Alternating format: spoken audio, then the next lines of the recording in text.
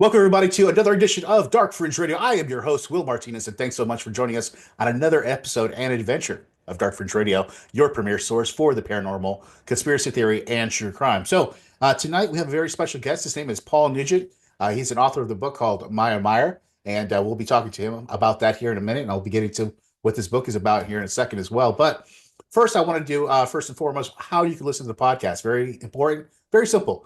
Go to our website, darkfringeradio.com. Make sure you go there and check us out. Our merch store is there. We have a bunch of other things there. So a lot of just content for you guys there to enjoy. So make sure you go ahead and check it out, darkfringeradio.com. And of course, our socials, Facebook, Instagram, and of course, TikTok. We're now on TikTok. So we've now joined the frenzy of TikTok, even after it got banned and now reinstated or whatever the case is right now. But yes, check us out there at Dark Fringe Radio. And of course, our YouTube. Make sure you go there, like, subscribe, and comment. That helps us out tremendously with the algorithms there. So please make sure you do that. So tonight's guest, sometimes, we encounter something extraordinary, something so different and unusual that we just don't know what to make of it. And that is the case with Maya Mire, a spiritual journey into the cosmic truth and the dawning of a new world. In this regard, Maya Mire is the story of Paul Nugent's own spiritual quest to discover the universal journey that we're all making, and we have been since the beginning of time, embracing alien worlds, higher and lower dimensions of reality, and living galaxies. It is a compelling story told by a close disciple of the Western master of yoga, George King, who founded the Aetherius Society in London, England in 1955. George King was a contactee for intelligences existing upon the higher dimensions of other planets within our solar system. In over 600 cosmic transmissions, they have outlined this timeless odyssey that humanity and all of creation is making with ever-expanding consciousness back to the ultimate source, which where it all sprang billions of years ago. We hope you enjoyed this conversation tonight with author and head of the Aetherius Society, Mr. Paul Nugent.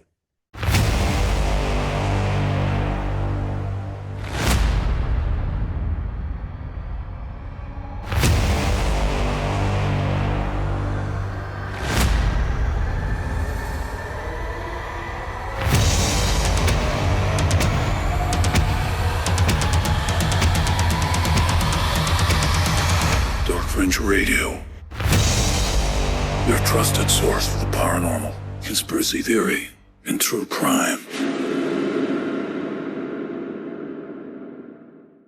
Good evening, Dark Fringe Radio listeners. We have a very special guest. His name is Mr. Paul Nugent. He's an author, historian, the leader of the Aetherius Society. He's also written his new book, Maya Mire, and it's a spiritual journey into the cosmic truth and a dawning of a new world. Please welcome to Dark Fringe Radio, Mr. Paul Nugent. Paul, how are you?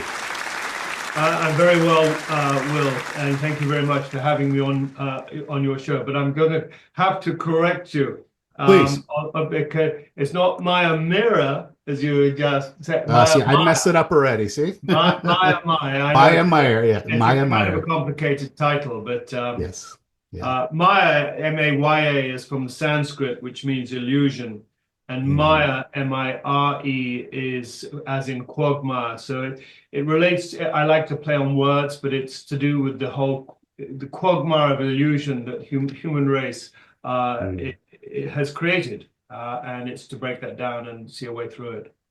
That's wonderful. Yeah. And listen, you've done a fantastic job with this book. This is probably one of the highlights of my year, as far as talking to authors and actually getting a book and it actually making sense and really connecting with me. But we'll get into all that in a second. But tell me about your early work and what led you to the Aetherius Society and how all that came together, if you could, before we get into the book. Sure. Well, the book, as you will know, is in two parts. The first part is called The Things I Knew Before I Was Born. Yes. And just, growing up as a reasonably regular kid, I suppose, in England, going to school, going through all that, I wasn't great at school. And as I say in the book, it's just because I felt that they were never teaching the only thing I really wanted to know, which is what the meaning of life was really all about. You don't actually get taught that in school. Right.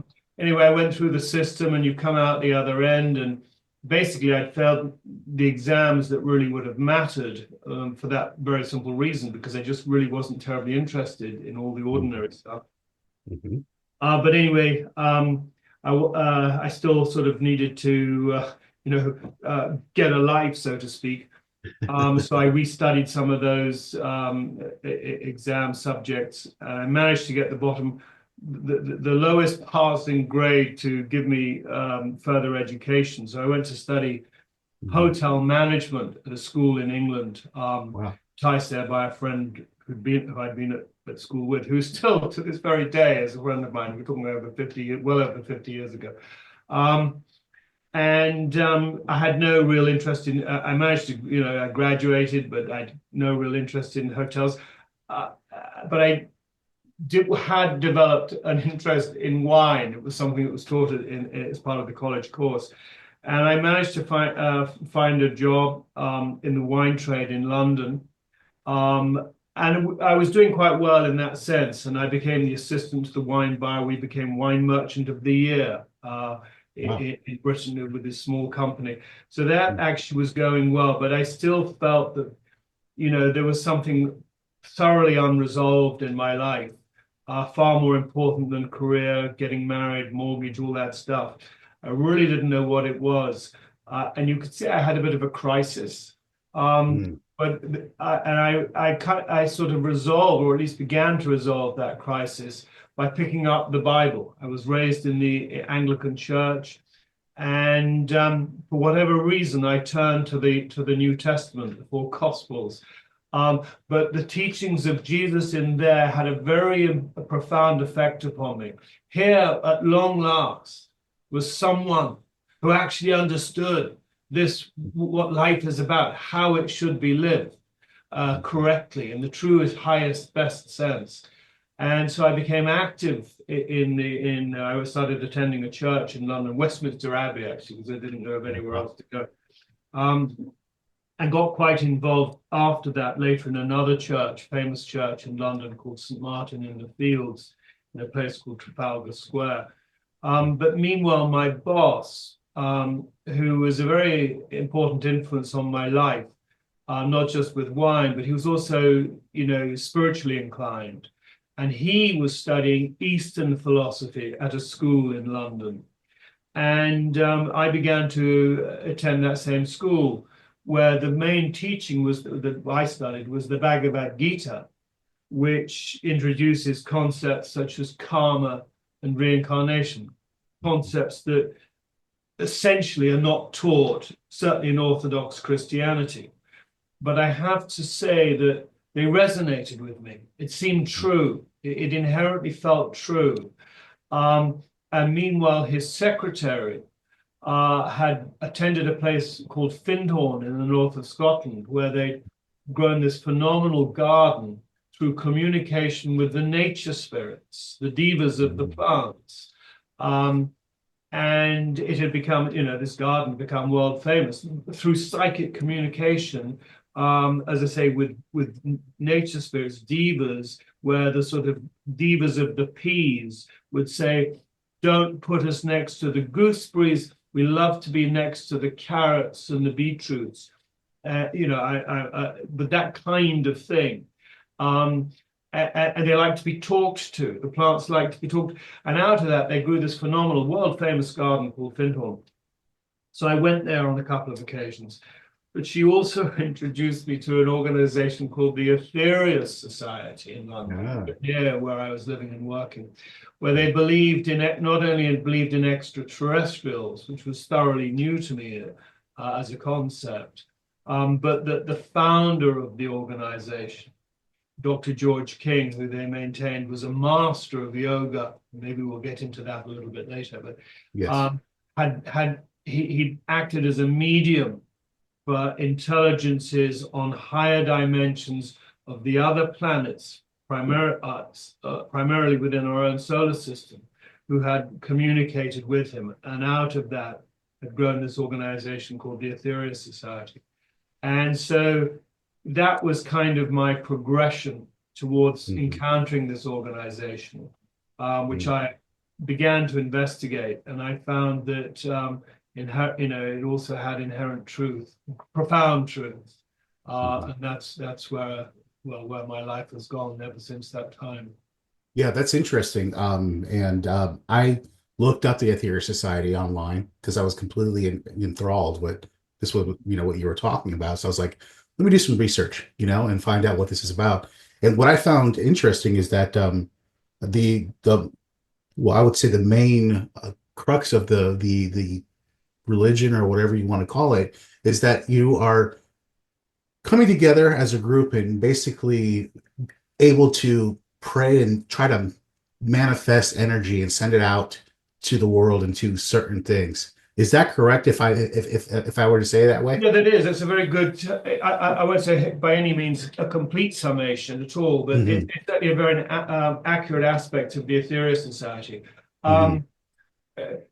Prayer is a wonderful. I won't call it a gift, but I call it a yogic science that is available for us all. We live in a universe of energy, and prayer is a way of invoking that energy and conditioning it with love and visualization and intensity to bring about a certain result, obviously a positive result. And it's a way it can be directed to an individual, it can be directed to a situation, or even the logos of this earth. I mean, it's what everything in a way is about. We're engaged in it all the time. Manipulation of energy in one way or another. It's either, shall we say, a positive energy, a pretty gray energy, neither good nor bad, or it can certainly be a dark energy. And the whole gist of the Aetherius Society and the teachings that were given through George King, and involving intelligences, far more evolved, enlightened intelligences who spoke through him from the other worlds, all very much engaged in infusing our world with a higher frequency of energy. Love.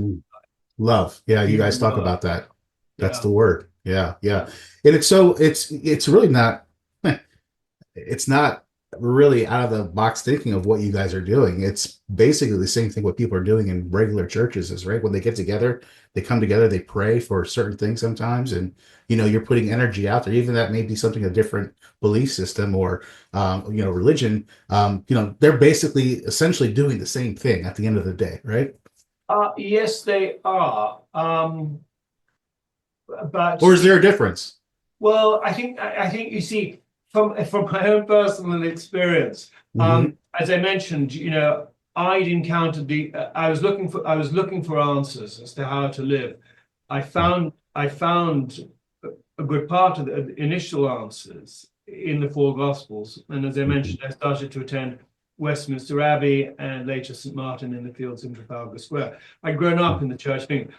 In terms of prayer, I was used to sort of getting on my knees and putting my hands together and in a way kind of mumbling a few words without any sort of real belief. It was just sort of repetition of words. Right. And let us pray, and you go down and yada yada. When I went to the Aetherius Society, well, and let me just sort of throw this in because it was very instrumental in why I became a member of the Aetherius Society. On 12 consecutive Sundays in 1958, which, just to give you some context, is the year I was born. But on 12 consecutive Sundays in 1958, the Aetherius Society, or rather Dr. George King, received 12 what we call the cosmic transmissions, where he would go into a positive yogic somatic trance. He'd spent up to 8 hours a day over a 10-year period doing yogic exercises that enabled him to go into this very elevated state of consciousness known as samadhi, which is the goal of yoga. And he would enter this state, and it was in that state that beings from the higher dimensions of other worlds within the solar system communicated to him. The masters. on these particular 12 consecutive Sundays, it was their belief that Jesus, the very same Jesus that's in the Bible that I refound, in these Gospels, Jesus is not dead. Jesus, the Aetherius Society maintains, is a Venusian master. Also, actually, the Buddha is a Venusian master. Jesus actually says, or it says in the Bible, I am from the bright and morning star, which interestingly is Venus. Venus, right. And on those in those 12 transmissions, Jesus essentially gave a cosmic extension to his Sermon on the Mount. 2,000 years ago, we were still pretty primitive compared to, or technologically we were primitive compared to where we are now. We're now able to go out into space. And a big asset or a main aspect of these 12 blessings, as they're known, is to let humanity know that it's not just lifeless rock out there for us to go and sort of stick a flag in and claim it for America or China or whatever. We're part of a universal oneness in which everything is living. This earth is a living intelligence, a highly evolved living intelligence. In fact, the 7th blessing is a blessing to the Mother Earth. The 8th blessing is a blessing to the mighty sun. 10th blessing is a blessing to the galaxy. And I would attend the Aetherius Society in these Sundays, and they'd always play one of these transmissions. And they just had the complete ring and authenticity of truth and profundity. This was not game playing. This was nothing trivial. This was nothing of any sort of illusion or anything. This was profound. And it resonated very, very deeply with me. Now, and in terms of the prayer, at the end of 9 of these 12 blessings, Jesus gave a prayer. And in the Aetherius Society, we don't get down on our knees and put our hands together. We actually pray like that with our hands, because you're channeling energy. And we have chakras or psychic centers in the palms of our hands, out of which energy flows. It also opens up our heart chakra. So our heart chakra is open, again, to let energy flow. And it's not the mumbling of words. It's a realization, it's an appreciation of what one is doing in that prayer. It's literally a channeling of energy. It's an invocation of energy. It's a feeling of that energy. It's an infusing that energy with one's own love and intensity and channeling it out. And so this was, I was experiencing this as, during their Sunday services, and it was incredibly powerful. And as I say, it felt like shafts of white light coming out through the palms of my hands, and my arms felt like rods of steel. So it was literally something that I couldn't ignore, which is why I investigated it far more seriously. Yeah.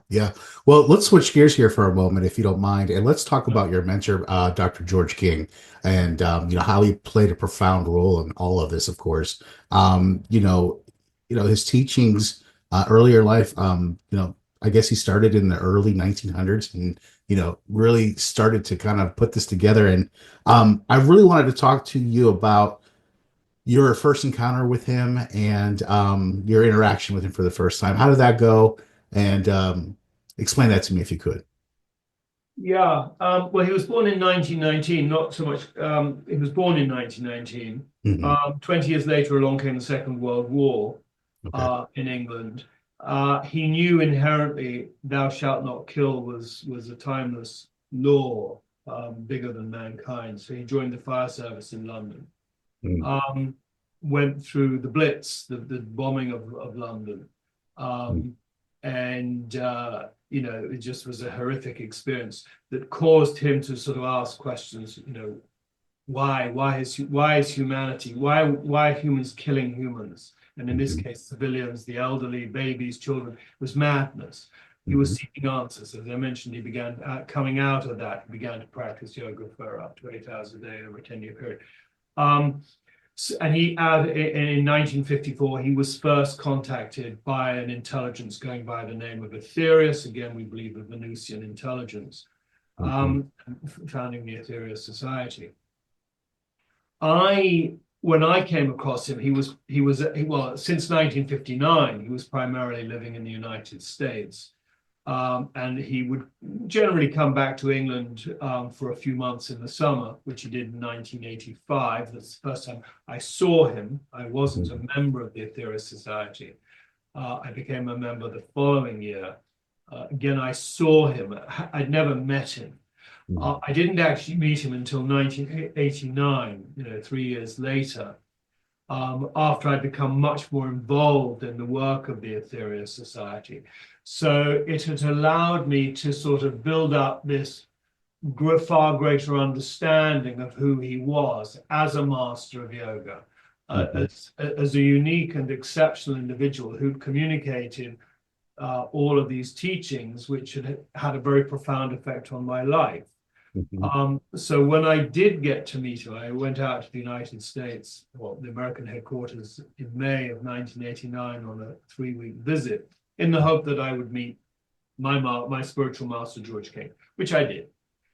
And so I think it was important to sort of preface the fact that I'd already built up this he'd already become my spiritual master. It wasn't just sort of a random first time meeting with someone. And the way I actually described it not so very long ago, it was a bit like an orphan child meeting for the first time a biological parent, and thinking about sort of having sort of said that, but in a way, I think that's quite a good description, because there's this buried love. There's a buried love that so to finally meet someone who meant so much to me was a wonderful feeling. He was very natural. He was very calm. He was very relaxed. And for me, it was really, that was the reason I'd gone, because actually, we'd been told he had ill health. He probably wasn't going to live very much longer. So anybody who wanted to go and see him, either for the last time, in my case, the first time, they should do so. And that's why I signed up. So, yeah, it was in a way, it was job done. It turned out to be turned into far more than that, because I was invited, actually, as you will know from having read the book, to actually move to the American headquarters. Which I did. Yeah, that was my next question. I mean, progressively, you talk about it in Maya Mire, how your life changed after meeting him, and well, I think my life had already changed before meeting him. You see, I had, going back to sort of school and college and coming out of school and all the rest of it, or coming out of college, I knew there was more to life. Something, it was something in my soul. It was empty. I knew that my soul or my life was about something far greater than all of that just regular day-to-day stuff. And so encountering the Aetherius Society, which deeply resonated with me, made tremendous sense. I knew that this is what my life is about. So I'd found that. Of course, George King was still alive. He was the founder of the organization. He was the great master behind it all, and communication with these other cosmic masters. So he'd already given my life meaning, if you like.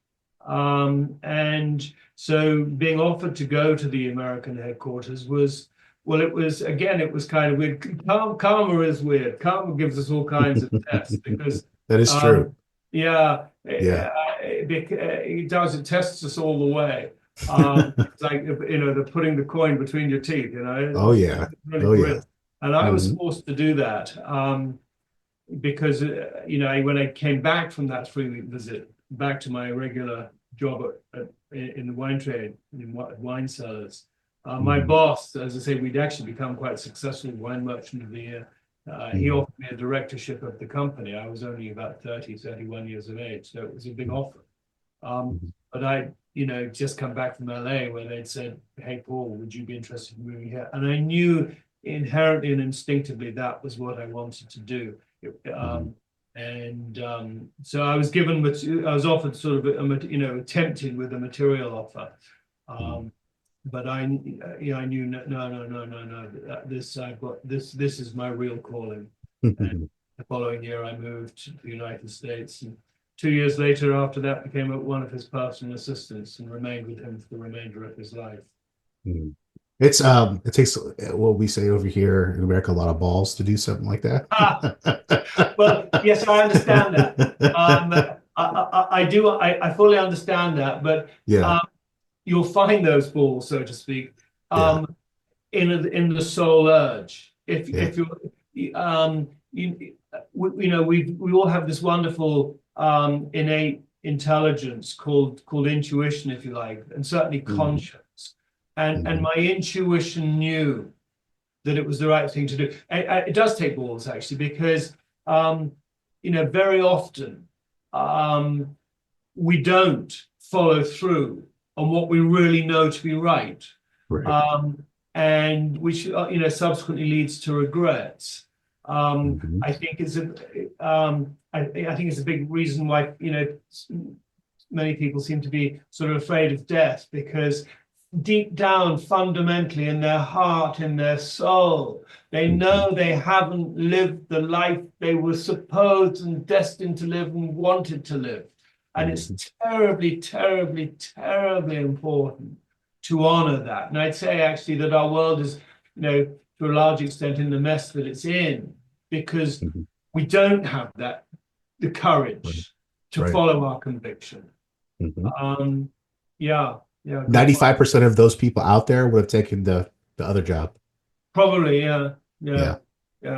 But I was too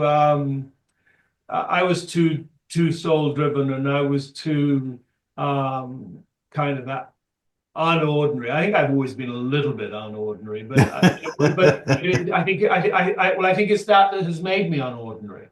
Right. The fact that the questions that you have inside of yourself make you unordinary, right? And the fact that I've always obeyed those and abided by those. I think I am a little bit unusual, so to speak. Yeah, as I've gotten older myself, I've learned that to listen to my gut instinct a lot more than I did when I was younger. And I tell you what, it's made a big change in my life. I listen to my instinct all the time now. I don't even second guess it, because that's something telling me from another something place, another something, whatever you want to call it. It's telling me something, and it's just like, okay, I need to start recognizing that a lot more. It's higher intelligence, and we all have it, and it's one of the tenets of the book. But we also need to start heeding it, because our world is in crisis, and we're allowing it to be in crisis. Although again, there is this inherent real knowledge that things aren't the way they should be by any stretch of the imagination. Yeah. One aspect I wanted to kind of touch on regarding the Aetherius Society is, you guys believe that, these higher beings are actually extraterrestrial. So you guys talk about Jesus being an extraterrestrial. I believe Gandhi is another one that you guys mentioned, who was more recent. Not sure about Gandhi. I've heard. Not sure about Gandhi? Okay. The Buddha, for sure. Okay. Do you think there are those on this earth now that may be those types of people? Or is just are they just solely communicating from other planets and other, dimensions or whatever you want to call it? Sorry, do I think that there are some on Earth today? Correct, yeah. Extraterrestrial intelligences. Yeah. If there are, I would say they are very, very few. You can count them on less than one hand. And you see, one thing about actual cosmic masters, extraterrestrial intelligences who take up a human incarnation, they don't talk about it. It's not bragging rights. You hear too much of, well, of course, I'm not from Earth. They don't talk about it at all. Dr. George King never mentioned, we intuitively knew from all the experiences that we had. He himself never mentioned it. So if they are, well, you see, I guess in a way, we believe that we'll understand that the Lord Babaji, who's been on Earth, in particularly related to Hindu scripture, has been on Earth for over 18 million years, as long as humanity's been here from a planet we destroyed, namely Maldek. All that remains of Maldek is the asteroid. Maldek, yeah, right. He's been here this whole time. We understand he's a Saturnian master, which is the most evolved planetary system. Again, we have to bear in mind we're talking about higher dimensions. Just, you know, there are higher dimensions around this Earth. There are lower dimensions, which we inhabit in an etheric body between incarnations, depending on our whole karmic pattern, where we go, we're awaiting rebirth on this physical realm. So there are higher realms. There aren't lower realms on these other worlds. They don't have a lower frequency of energy the way that we have at this time in our evolution upon Earth. So if there are any interplanetary intelligences upon Earth, then there certainly are one or two. I mean, we understand that the Lord Buddha actually inhabits Shambhala, which is a very elevated location on the highest realms of this Earth. Again, providing a tremendous karmic influence. When you have a Jesus on this Earth, they don't come often. That's what I'm saying. They wouldn't say, yeah. I get it. And they carry a tremendous karmic influence. For sure, they are watching over us. The Aetherius Society, well, all of humanity actually, whether they're aware of it or not, if they're involved in selfless spiritual action, is also engaging the help and influence that they're giving us, because the acceleration of change that we're seeing on this Earth is primarily about the Mother Earth herself. There is a tremendous quickening that's going on, and it's affecting every single one of us. And these cosmic intelligences, besides giving us a profound cosmic philosophy and metaphysical understanding, are also providing us with tools, if you like, enhanced spiritual tools to help us navigate through this period.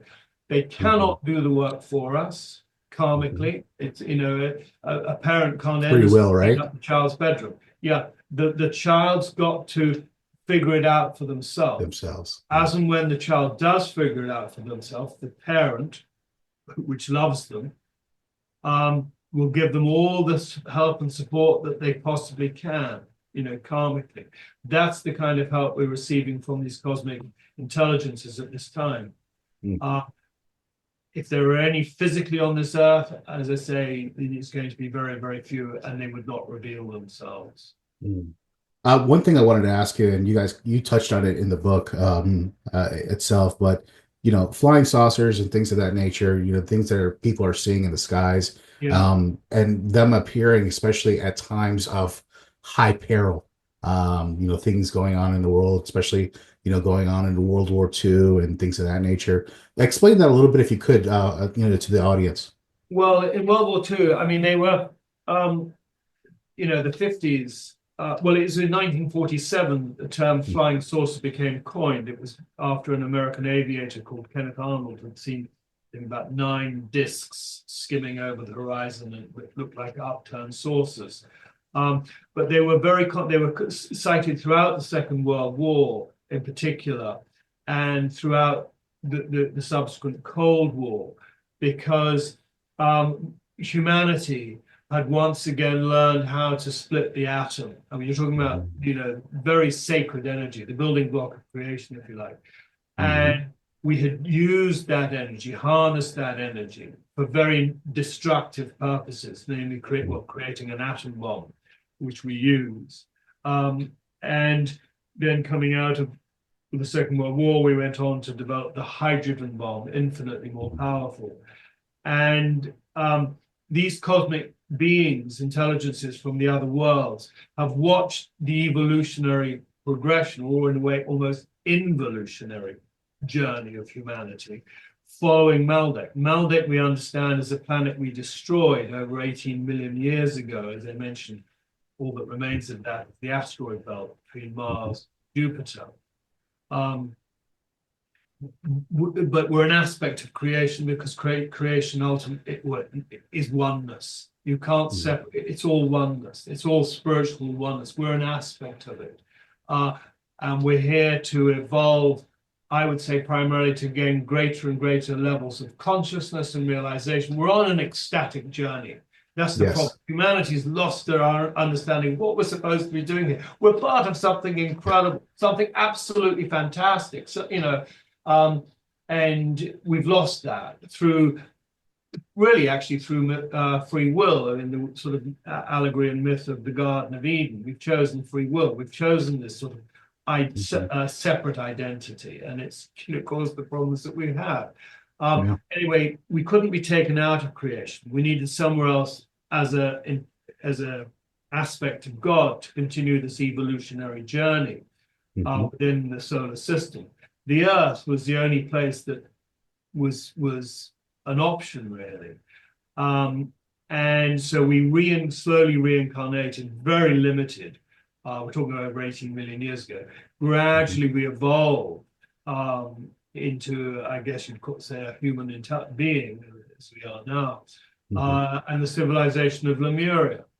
Again, we learned how to split the atom. Again, we devised atom bombs and hydrogen bombs, destroyed the civilization, as we'd done with Maldek. Again, we couldn't be taken out of creation. Karma and reincarnation kick in. Eventually, we resurfaced in the civilization of Atlantis, which we again destroyed through the misuse of atomic power. Then again, this whole karma reincarnation process that has led to our present civilization. Yet again, mankind has found a way to split the atom, and instead of realizing, the profundity of this building block of creation, this very sacred energy, if you like, we used it once again for very destructive purposes. We stand at the brink of, hopefully not at the brink, but we are still a very nuclear-armed world. We could destroy ourselves in the blinking of an eye. So that is why these flying saucers began to be very commonly seen following, Hiroshima, well, even before Hiroshima and Nagasaki, because they knew humanity's on this trend.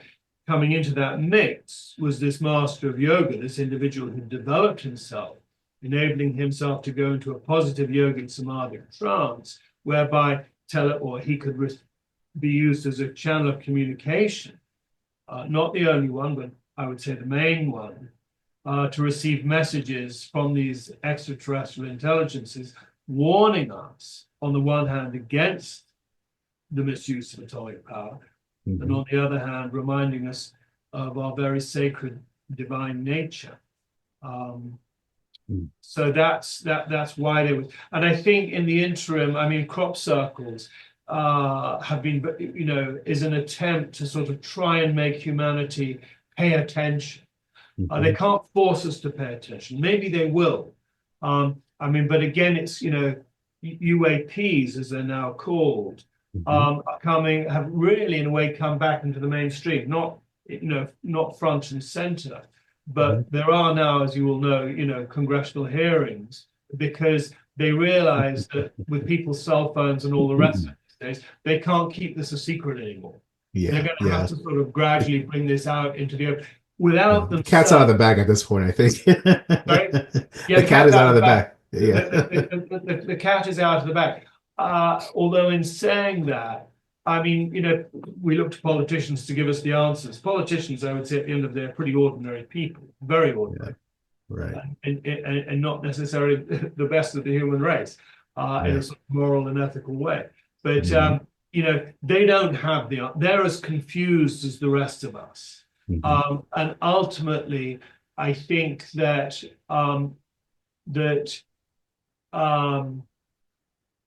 it's a big part of, well, it's the main purpose of Maya Mire. The whole thing also has to be not just in a nuts and bolts, oh, flying saucers. Oh, that's interesting. Wow, that's weird. What does that all mean?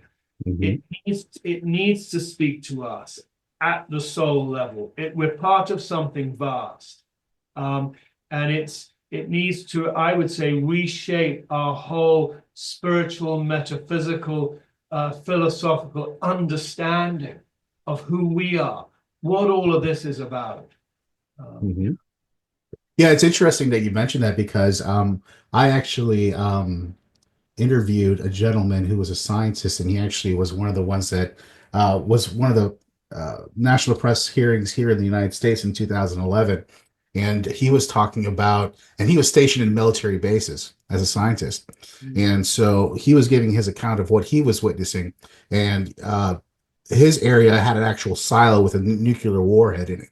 And he said that one day a flying saucer flew over the base, shot beams into the ground where they were at, disengaged everything. Basically, it was like somebody took off and turned off the lights. And they were completely just baffled because that shouldn't happen. There's no reason for that to happen. So why I mention that is because it seems like they have a particular interest in us not doing something stupid to the planet, right. maybe like Maldek, correct? Yeah, we've done it before. Well, right. We've been told that if we have to right. destroy ourselves, then that karmically would be allowed. It's not allowed for us to destroy the planet as we did with Maldek. Because another part of the book, or another essence, for me there are two goalposts. Maldek is one. There's another one which I refer, well, is called Lania Kea, which is a Hawaiian word, lovely Hawaiian word, which means immense heaven. And it describes a supercluster of galaxies towards which all life in this particular galaxy, the Milky Way, together with over 100,000 other galaxies, are all moving towards Lania Kea. I mean, this is astronomy. That's what's really happening in the grand sense.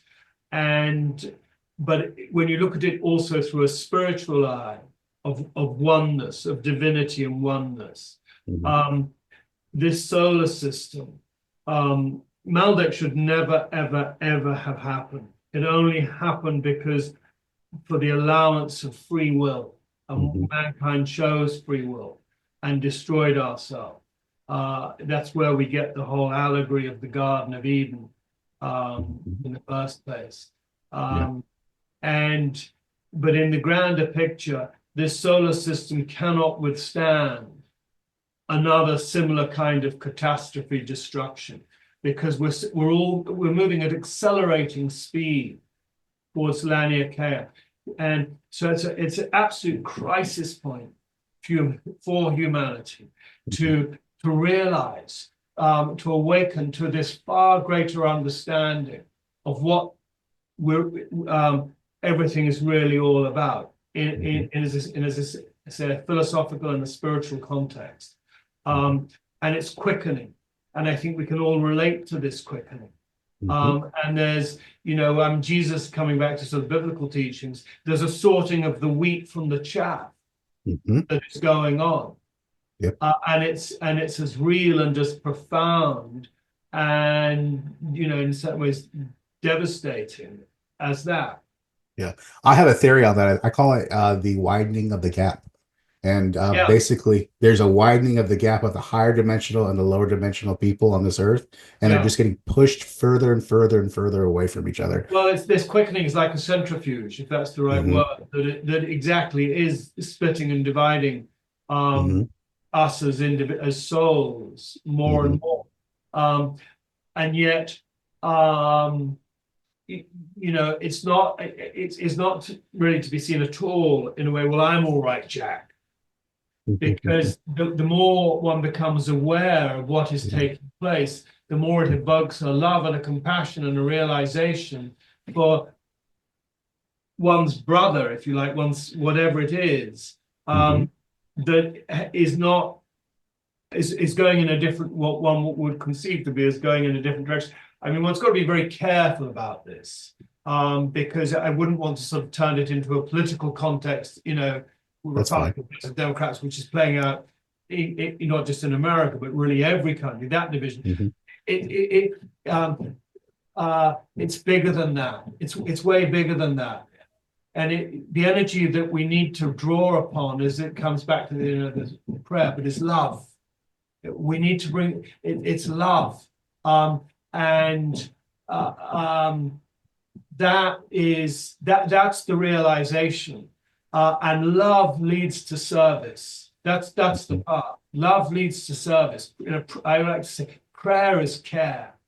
Prayer is care. So you care. You care about what's going on in the world. Something profound is going on, and to create the opportunity where all of humanity can awaken, rather than this division, this split, wheat from chaff.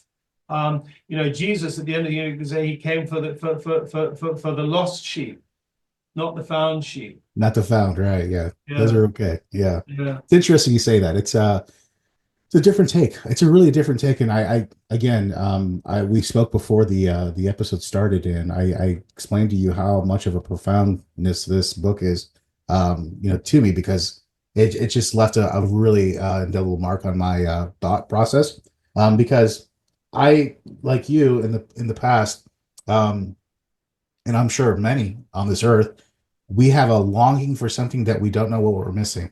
Yes, well said. Yes, we do. Yes, right? We do. We have an innate sense. We it's in our soul. Yeah. It's past life experience. There's an intelligence in there. There's wisdom in there. Right. And that is, trying to get through to us. And as you say, for the most part, you mentioned 95% of us don't heed it. I don't know what percentage is, but it certainly is becoming increasingly necessary and incumbent for each and every one of us to get in touch with that. And I think it is literally playing out all over the world. I mean, people are losing less and less, or putting less and less faith and belief in governments, whoever's governing in any. We're losing our faith in that in every capacity. Yeah. Sorry. In every capacity. In every capacity. Yeah. It's interesting. What would you say would be Dr. King's most, important aspect, about his legacy? I mean, this is a man, obviously, who was able to, through sagmatic, yogi principles and channeling. I mean, he was able to get all these messages from, the masters. And what would you say his, most important aspect of his legacy is? Well, one of his aphorisms is go towards God now. Not even a saint can reclaim a wasted minute. I think that one of the most important messages from Dr. King in that sense is that life matters. You're here for a reason. There's nothing random or haphazard about it. It's a profound gift that we've each been given, and the primary purpose of our life is to seek truth. You say to seek God, whatever, but to seek truth, to find that resonates deeply, that makes sense to one's highest self, and act in the light of that. And when we do, I think the consequence will be the same for each and every one of us, because it does. What's behind it is love, and as I mentioned, love leads to service. We're here for a reason. We've been given this profound gift of life, and it's not random or haphazard. It's sacred. It's profound. It's the most profound thing in life, in creation, to have this experience of life and to take hold of it, to take hold and to utterly respect it, and in that sense utterly respect all life, every aspect of life, other people's lives, it's this profound experience that we've each been given from, if you like, from God. Yeah, yeah. No, that's a good way to put it. It's so interesting that, we find these, tidbits of, knowledge and wisdom that are out there. And I think that's so important that everybody go out there and, do research and, find things like this. I mean, would you say that would be the mantra of the Aetherius Society, that love is equals to service or leads to service? Well, it wasn't us who actually said it, Will. It was, I mean, yes, I would. And I don't think it takes, a great deal to figure it out. But I mentioned the 12 blessings that were given on 12 consecutive Sundays in 1958, we believe by the Master Jesus. In 1961, over several weeks in February of March of that year, an intelligence who goes by the name of Mars Sector 6 gave another series of teachings we call the 9 Freedoms. And it outlines this evolutionary journey that we're all on. And it comes back to, first of those freedoms comes back to what we were talking about earlier on, which is bravery. Honoring or, hearing that inner voice of truth and conscience within oneself, acting upon it. The second freedom, what is behind that, is love, which leads to the third freedom of service. Those form a path towards enlightenment. Or nirvana, as it's described in the East, to use a Sanskrit word. Beyond enlightenment is the experience of cosmic consciousness, or maybe that is nirvana. I'm not entirely sure, but it's a state of samadhi. It's the experience that the Buddha attained, Jesus attained. You become fully enlightened, and we will, that's the journey we're on. But it doesn't end there. The traditional understanding was that's where it ends. The 9 freedoms say it doesn't end there. It goes beyond. That's when we attain ascension, when we're able to experience cosmic consciousness, when we know everything and it's all in the now, when we are fully realized, as Jesus and the Buddha were fully realized. Jesus demonstrated ascension. It's the capability of each and every one of us. It's the destiny and heritage of each and every one of us. Even if we, screw up, foul up, still that is our destiny and our heritage. But beyond ascension, it's not just ascension into some mythological heaven, wherever that may be. No, it's interplanetary existence. There are higher dimensions of existence, of evolution, of consciousness on the other dimensions of the other planets. Goes on beyond that within our solar system to Saturnian existence. I mentioned the Lord Babaji, we understand, same as Sri Krishna. Both are some Saturnian intelligences, extremely evolved, extremely advanced intelligences. And even beyond that, solar existence. The sun is a living being. There's life, there's intelligence. Absolutely, it's utterly profound. That's the journey that we're on. So it's not only us that the teaching of love becoming preceding service. It's just it's a timeless ancient law. Well, one thing I wanted to touch on before I let you go, Paul, is a couple of different operations that you mentioned in the book as well, Maya Mire. And there was Operation Sunbeam, Operation Blue Water, Operation Carmelite. Could you just maybe highlight a couple points regarding those and, how that all comes in together with this book? Yeah. There's another one, Operation Starlight. I forgot that one. Let me begin perhaps with Operation Carmelite, which in a way was the sort of the reality of Lord of the Rings. Lord of the Rings was in a certain ways a wonderful sort of allegory for Operation Carmelite. I mentioned, this Earth, we have lower astral realms. We have highly advanced, dare I say, what are known as black magicians, evil forces, who, to a very large extent, manipulate the conditions that we have on this Earth. Why do we have wars, the drug pushing, the crime, etc., the wickedness, etc.? It's being spawned, creates an energy. that energy has to go somewhere, goes to lower astral realms. When we've lived such a life ourselves, our vibration will take us in varying degree to those lower astral realms, depicted to some extent in Dante's Inferno, one of the great pieces of literature, in modern times. There are also higher realms. And with the great change that is taking place on this earth, the vibrations of earth are being quickened. These lower astral realms had to be cleaned out. It was actually Armageddon. Operation Carmelite was Armageddon. Within interplanetary intelligences, 3 of whom who took on Earth physical bodies, who went into those lower astral realms. All of this was communicated through Dr. George King. Phase 1 was on October the 26th, 1967. The last phase, phase 24, February the 24th, 1969.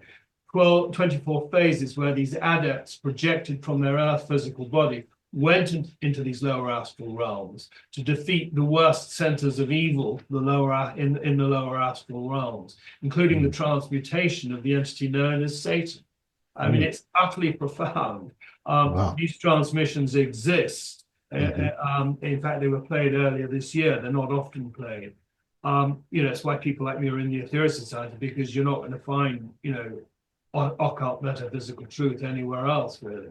That was Operation Carmelite, the cleaning out of the lower astral realms, breaking the chains that have held us on this physical realm to those realms and centers of darkness in the lower astral realms. It's got to be cleaned out. We've got. You can't leave the garbage sitting there. We're talking about cleaning house, right? The body of the Mother Earth. Not that it's got anything to do with the Logos of Earth, because she's infinitely far more evolved and shouldn't have these lower astral realms. It's human beings from Lemuria and Atlantis in this present civilization that have fed and created those lower astral realms. That's Operation Carmelite. Another one you mentioned, which I will touch on, is Operation Sunbeam, coming back to the Logos of Earth. Again, as mentioned, we came to this Earth from Malde, 18 million years ago. That seems to us as a long time. It is a long time. In the context of cosmic time, actually it isn't very long at all. However, the Mother Earth had to withhold herself, her own evolutionary journey, for this involved species, I should say, called mankind, that had come here. She had to withhold her vibrations. She's held herself back so that we can go through our karmic experience to work our way towards enlightenment. We, in some ways, have made a good job of it. In other ways, haven't made such a good job of it. But that's the journey, and she's allowed us. She's given us this platform, giving us everything that we need to sustain ourselves to make that evolutionary journey through experience. Karma being exact, as you sow, so shall you reap. Or rather, we have a karmic debt to the Logos of this earth. It might be strange to realize or understand, but there needs to be a payback.